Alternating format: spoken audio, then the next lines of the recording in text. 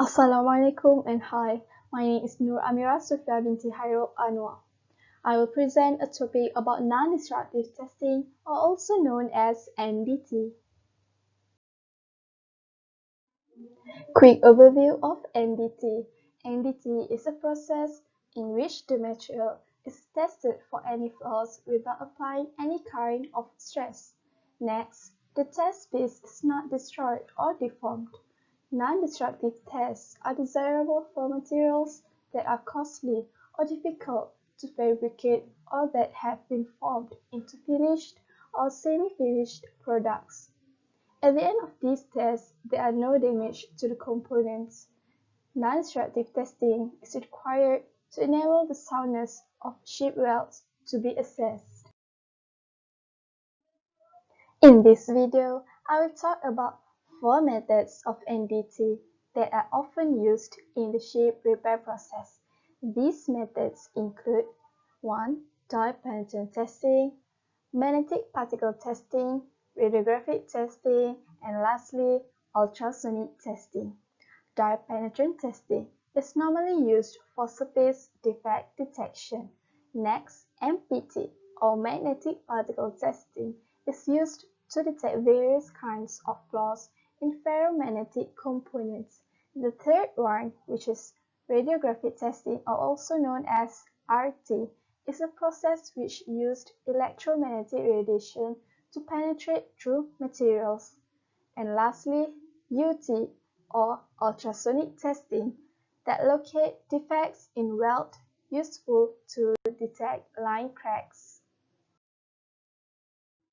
First method that I will explain is dye penetrant testing.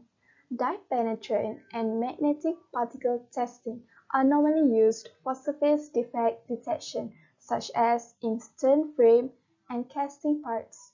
Dye penetrant testing, or DPT, is carried out by applying red dye penetrant to material and visualize the defect. The principle of this operation is that the liquid penetrant is drawn into the surface breaking crack by capillary action, and excess surface penetrant is then removed.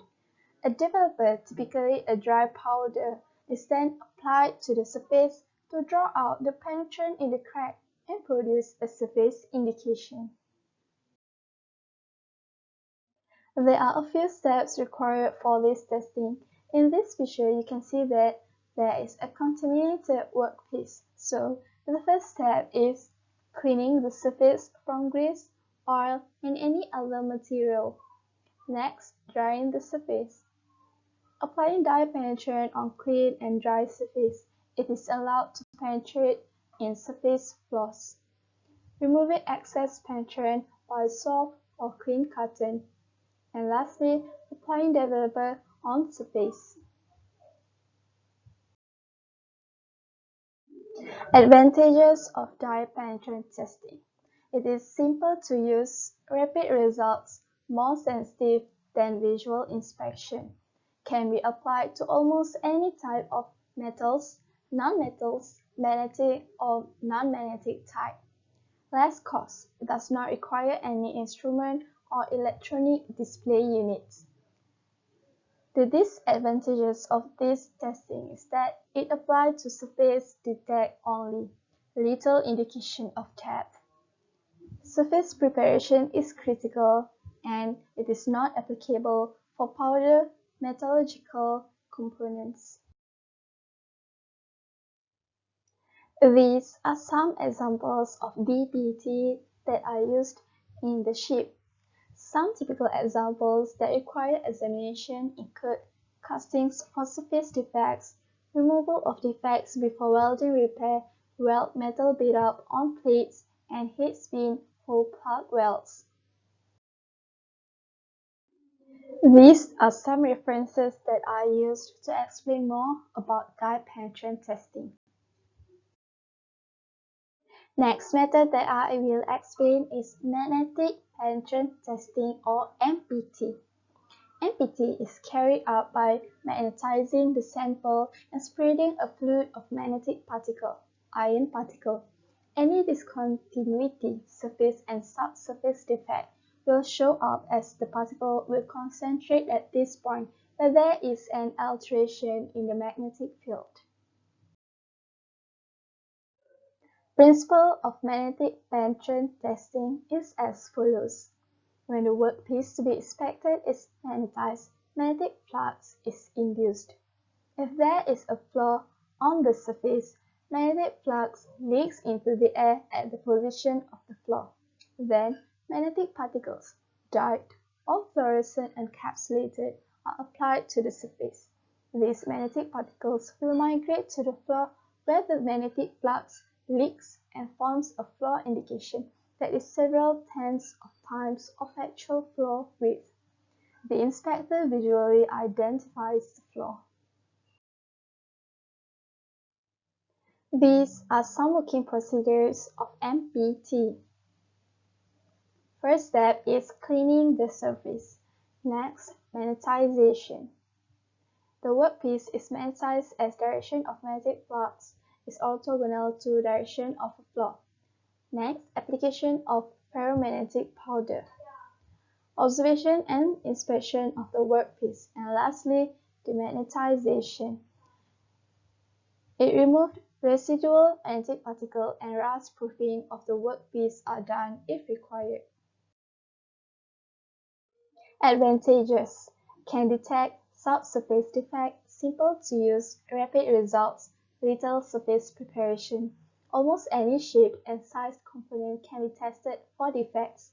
Highly sensitive method to detect small and shallow surface cracks. Disadvantages: applied to magnetic material only, no indication of depth, suitable for linear defect. After testing, demagnetization is a must. Local heating and sparking is possible during tests, hence proper care must be taken. Magnetic testing may be used for the inspection of items such as cargo tanks, vessels in LP gas service, internal and external surfaces of boiler and pressure vessels, vessels in liquid ammonia service, and components subjected to fire damage. These are some references that I used for magnetic particle testing. The third method that I will explain is radiographic testing, or also known as RT. Radiographic testing is a non-destructive testing method that examines the volume of a specimen. Radiography uses X-rays and gamma rays to produce a radiograph of a specimen, showing any changes in thickness, defects, internal and external, and assembly details to ensure optimum quality in operation. X-rays are produced by an X-ray tube and gamma rays are produced by a radioactive isotope. Working procedure of RT. The part is placed between the radiation source and a piece of film. The part will absorb some of the radiation. Thicker and more dense area will stop more of the radiation. The energy of the radiation affects its penetrating power. Higher energy radiation can penetrate thicker and more dense materials. The radiation energy and/or exposure time must be controlled to properly image the region of interest. Advantages of RT. Permanent record, applicable to almost all metals and non-metals, no material thickness limitations, little surface preparation, can inspect assembled components, sensitive to changes in thickness, corrosion, flaws, and material density changes. Disadvantages: harmful radiation, bulky equipment, costly, results not normally immediately available, and no indication of defect depths. The presence of weld in a structure potentially reduces the structure's fatigue life by means of introducing a discontinuity into the completed weld or parent material joint, and introducing residual stress. This could be further amplified by presences of defects inherent to the welding process. These are some references that I used for radiography testing. The fourth method that I will explain is ultrasonic testing. Ultrasonic testing, or UT, is used for locating defects in weld, useful to detect line cracks which are often missed by RT. It required skill and experienced operator UT men. It used high frequency between 2 to 5 MHz sound to penetrate through materials. Signal due to discontinuities is presented on cathode ray tube screen (CRT). The material used for measuring material thickness is an ultrasonic thickness measurement. Ultrasonic testing can be performed using two basic methods, pulse echo and through transmission. Pulse echo method is the same transducer emits and receives the sound wave energy. It uses echo signals at an interface to reflect the waves back to the probe. Results are shown as a line plot with an amplitude on the y-axis representing reflections intensity and distance or time on the x-axis, showing the depth of the signal through the material.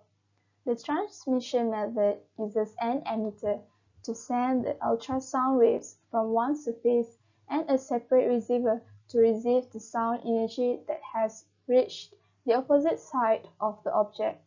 Imperfections in the material reduce the amount of sound that is received, allowing the location of flaws to be detected. Advantages of UT: it can detect both surface and internal defect. Safe, capable of measuring size and depth of defect. High sensitivity, better accuracy and reliability. Equipment is portable and easy to handle. Disadvantages: require high operator skill, good surface finish required, costly equipment, and no permanent record in most circumstances.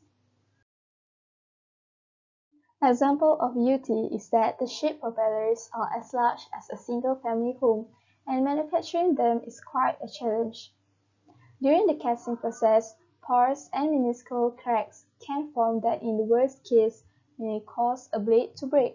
Now, these massive components can be inspected for defects in a non-invasive manner using a new kind of ultrasound process.